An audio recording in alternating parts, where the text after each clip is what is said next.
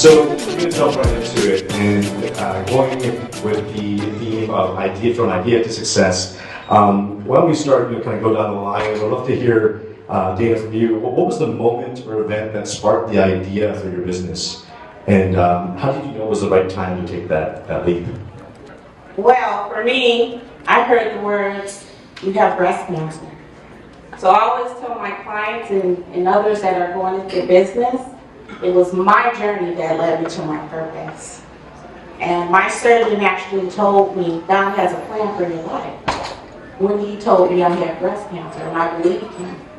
So I went back to school, doing chemo treatments, radiation treatments, got my bachelor's degree, graduated top of my class, and my husband thought I was crazy. And I said, no, doctor said God has a plan for me. I don't know what it is, but I want to be ready.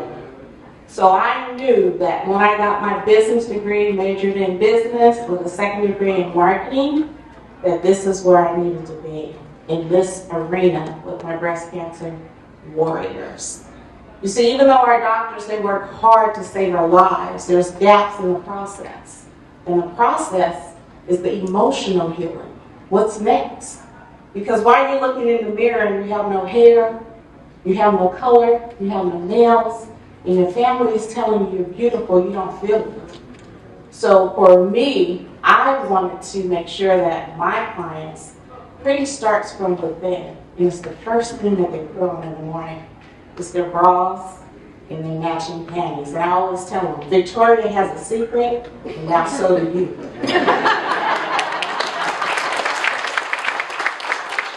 I'm feeling less spicy next to you.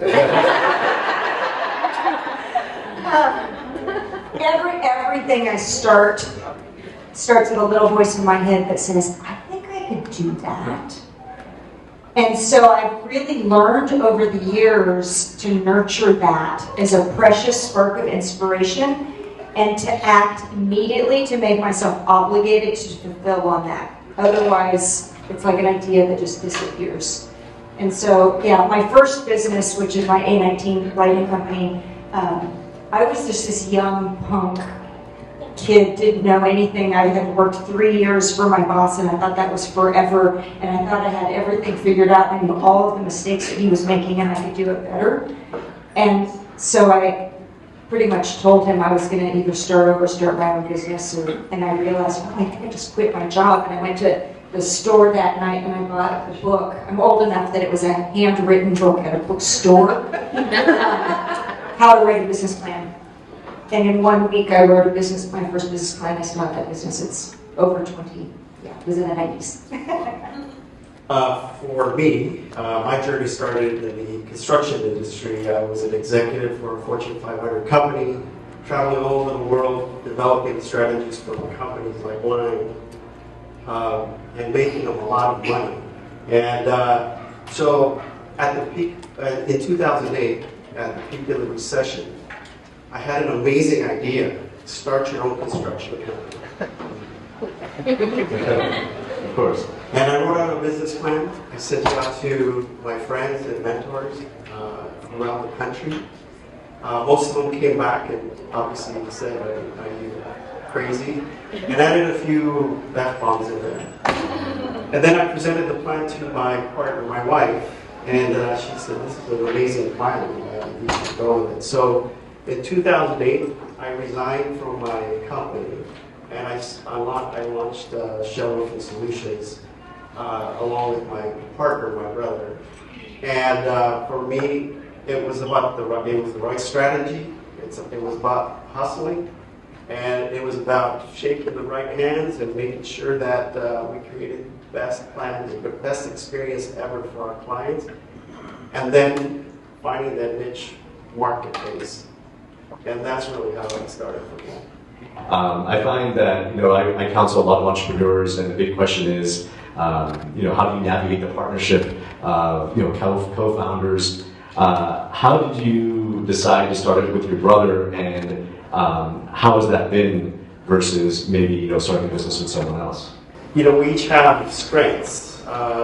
One of the panelists mentioned their strength is a visionary. I think I'm the one that comes up with crazy ideas, and I bring them home, I share them with my wife. my kids, and then I share it with my team. And then my partner, his strength is the actual building of things. You don't want me working on your roof, by the way. Personally. My team, they're awesome. You know, I recognize that my weakness was not being able to do. I can design, I can engineer, and I can sell. And I can create that vision, but I did not have the ability to build, and he did.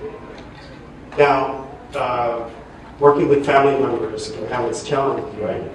But we love each other, so we're brothers first, and then we're business partners, and then we agreed that we would never take that home with us. And so far, it's kind of worked out. I mean, once in a while, we do get to that point. I'm the big brother, and he's the younger brother, but I did have to remind him that I used to punk him a lot. That's kind of how it's worked out. My World Changemaker, I have 2 other co-founders, but one of the things that I think I still have a room for improvement is I remember hearing a partnership is a sinking ship, and I've been a little afraid. Yeah. So I started by myself, bootstrapped by myself. I was single by myself. I got married and divorced in the first year I started my business. Wow. Yeah. So I'm new into the partnership. Okay. So World Changemaker, I have 2 partners, and it's tricky. Yeah, to say the least. And we also keep reminding ourselves that it's our love and respect and core values that brings us together far beyond the success and what our vision is. Yeah. That's what's Shared. just going. Yeah. Shared. It's been a few years already. Well, I have a partner. I call him my silent partner, and that's where I like him to stay. It doesn't always work out that way, but my husband actually gave me an investment of $15,000 when I first started, and he does like to put in his contributions, but like I said, he is a silent partner. That's where we keep him. But the business has been great. As far as having a partnership, I do run things by him. He's the CIO. IT is his world. He knows nothing about laws, even though he thinks he does. But yeah, we're an S4. I'm thinking of A19. Really, it's my employees. I just tell them that I'm the face, like I'm the courageous one to take all the responsibility and the blame for everything. But I use we in my day-to-day, all day, every day. It really has nothing to do with me.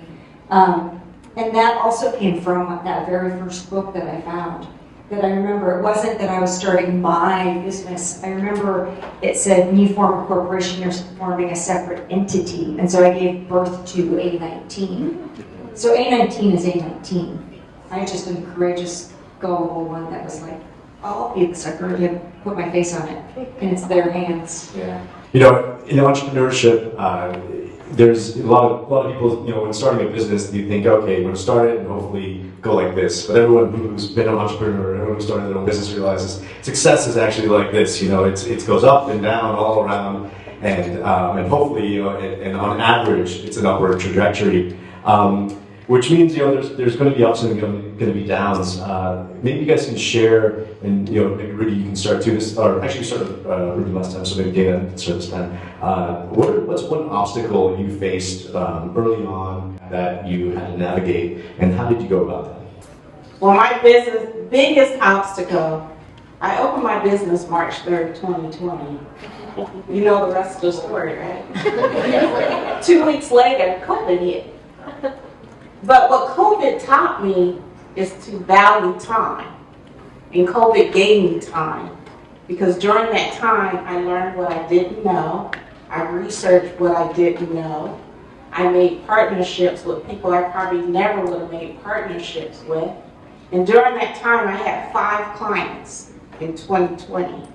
But I kept hearing, go in every day. I'm considered an essential worker. And where my managed care facilities were sending their patients for their jaws and breast prosthesis, they were actually closed. So I was the only one that was open. But the challenge is my clients weren't coming out. So I had to, what's the P word? Pivot.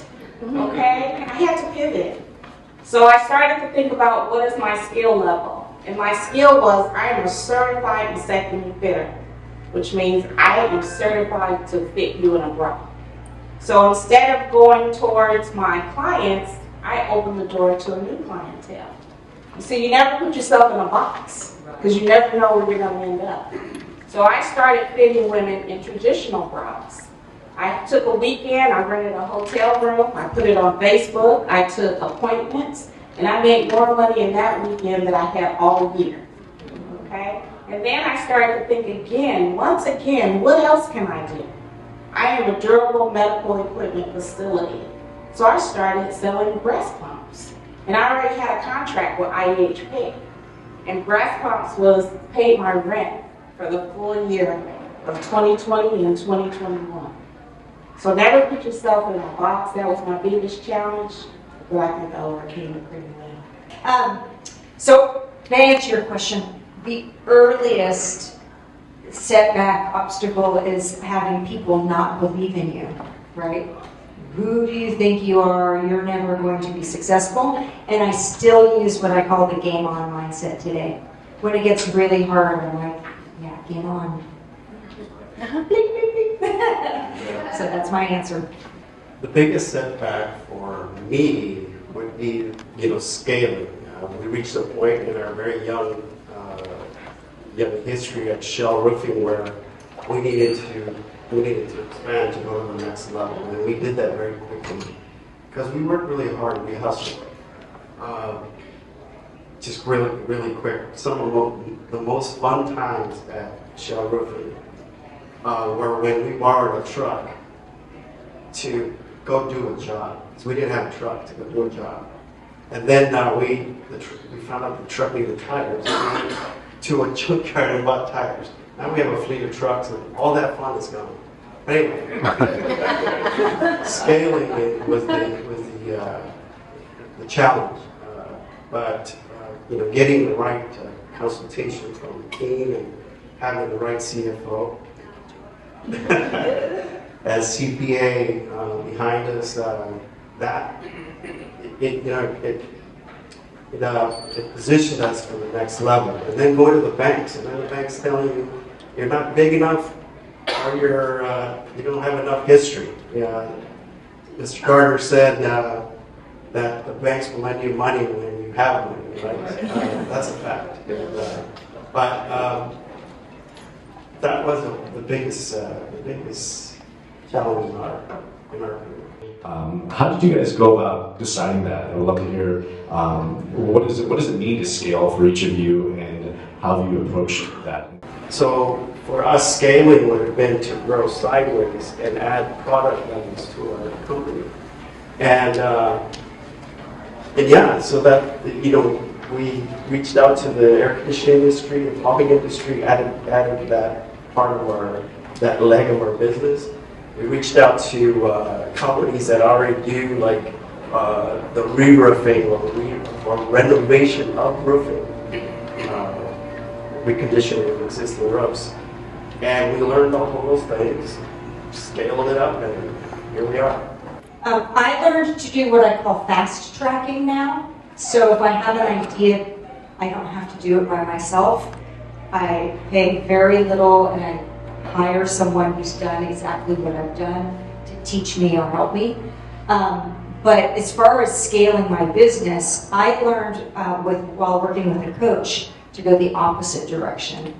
Instead of going bigger, I intentionally went smaller. And it has been so much better now. My motto in my company is quality of life. And we do less product. It's the best product. We have so much fun doing it. We're so carved up niche. And the idea came to me because I had published my book and I was starting to do some speaking and things like that. And my coach had been national stage, 7-figure, traveling all over, Oprah Winfrey, right? And she had been going through a divorce. So I learned through watching through her experience. She said she went from having this large, here we go up. She went from having large, and she said she netted $250 a year.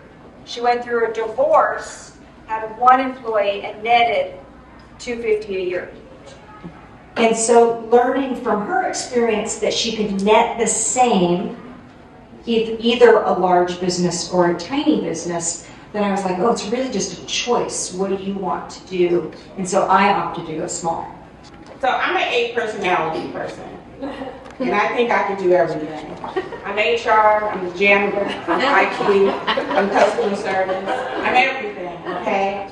But what I have found as I have grown, that I can't do everything. And I can't give my clients the attention that they deserve. So in order to scale, I have to farm it out. We talked about delegating. I have to find people that can do the job, and so that way I can keep on my entrepreneur hat instead of my employee hat and step back and let other people take on parts of my business that I trust that can handle those portions of the business. And then also we develop a standard practice in our business. So we have a book where if a new employee comes in, they know how to answer the phones, they know how to book an appointment, so that when we're all on the same page, everybody is greeting the clients the same way, everybody is treating my clients the same way, because I found out over time, they only want to see Dana. And Dana can't be everywhere with every person. So I have to empower my employees to be like me, but duplicate myself, given the same service that I think my clients deserve. Would it be more of an issue that the fact that you don't believe enough in yourself? Yeah. Right? And how did you go about that? Because I think it was one thing for people not to believe in you, but how do you all deal with that self-doubt, the challenge of being an entrepreneur? How have you guys navigated that? I lost my brother. He was paranoid schizophrenic. And I think that I limited myself because I was guilty for a lot of years. I didn't want my mom or him or anyone to know I was successful. So that's not necessarily the answer to your question. Where I still have imposter syndrome is I still think, am I paying my employees enough? Have I grown enough? I'm on a panel with all these successful entrepreneurs who I think I am. That happens all day, every day. And I just say, I love you, Cinnamon, when I hear the voice. Because I have compassion. I know I have compassion for the rest of humanity, so now I just have compassion for that little girl voice inside of myself that believes. That's one story. One other spin since I used that same coach, something she taught me. One time I was telling her something, and she said, oh, Cinnamon, that's a really nice story. Tell me another one. And so maybe that can impact for you too, if you feel like you're an imposter. That's just one small part of who I am. I'm also a badass.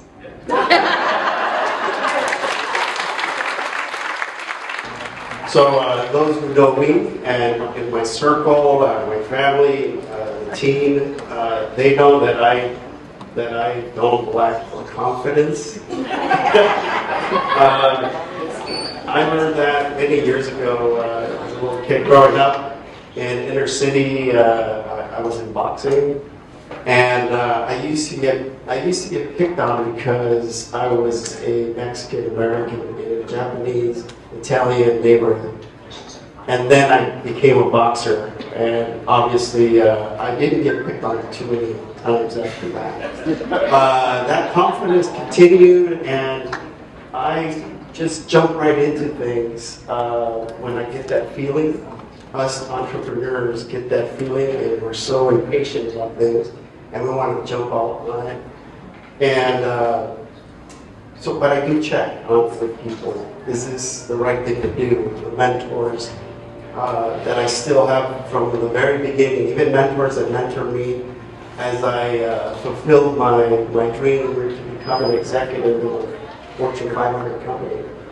I still have those mentors, and I check with them. So I go back for confidence, and I do. Sometimes I'm not as cautious. The panel talked about your failures. I've had many, but all my failures have been triumphs. I've learned so much that, and I'm surrounded by a team that we're a small team, just like we started when the economy was bad. That same size team is still, that's our team internally. We all wear a bunch of hats. But then I have my outers that supports our company, our CFO, our CPA, our HR, people that are vendors. I know that this is going to go against my friends in the restaurant industry, but it's very rare for our team to call and say, hey, you know what, I need a better price. You know what, I know where the market is. Give me the price and let me go sell it. That's all I want. But you better have the materials when I need it. For me, I know what I've been told. I know what my visions are. I know what my goals are. Every year I do a vision board, so I know what I'm going after. And sometimes when you share it with other people, the naysayers or the doubters, oh, how are you going to do that?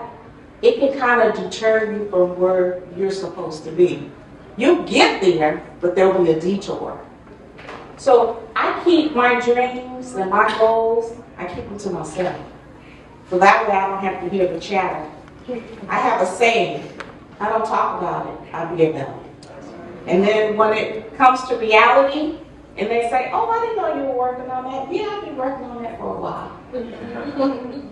But confidence starts with ourselves. You got to believe in yourself. You got to believe in your product. You have to believe in your service.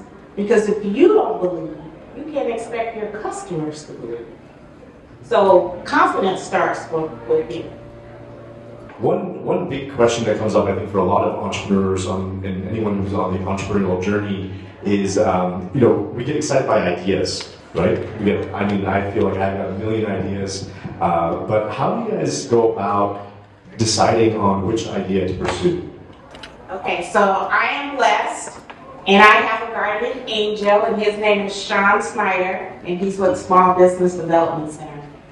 And so whenever I have an idea, I run it by Sean. Sean, this is what I want to do. I even run it by him before I run it by my husband. And then we crunch the numbers. He looks at what I'm making, what's going out. He tells me what I need to be at in order to do this. And then I make a plan. And it goes up on my vision board. So that's how I get to the next level. Like right now, I'm working on government contracting. I want to work with the VA, with the veterans, female veterans, as well as the men for compression garments, because we do compression garments.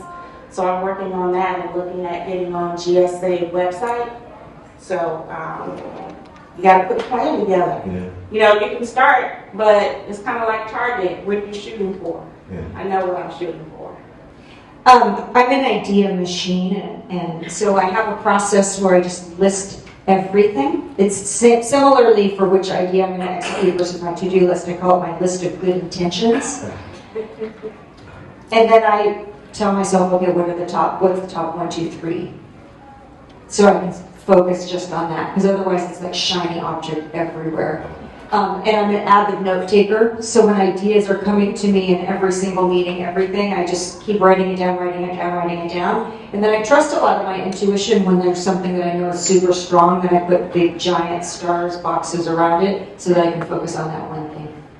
I agree. I mean, I'm an idea junkie, right? I have the stupidest ideas. And this goes across the board. Sometimes, and my kids will tell you how dumb they are.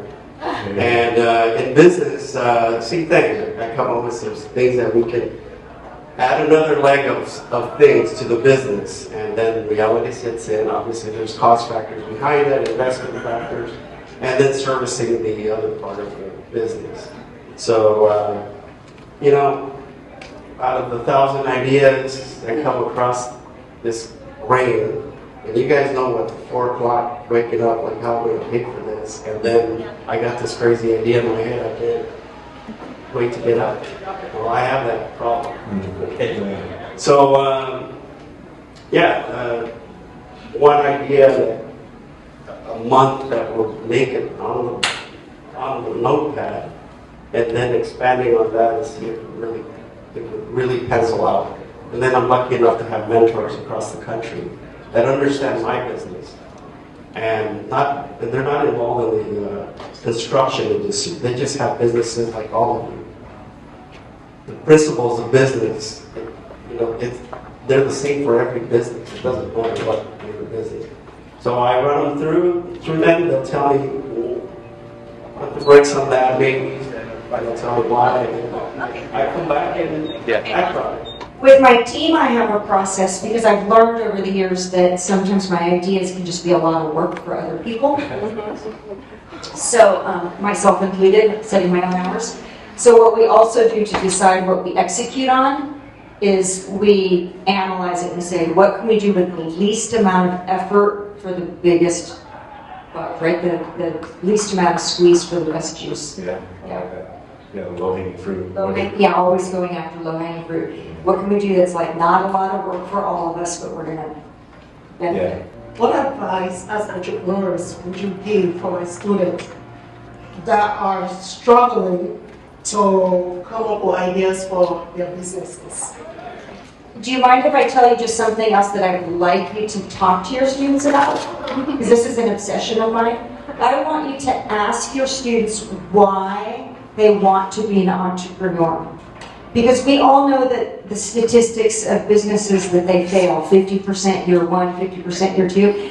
There's this crazy statistic that most people start their own businesses because they don't want to work for someone else. And I have a theory that those are the ones that fail. And so I would ask them that to see what's fueling that desire.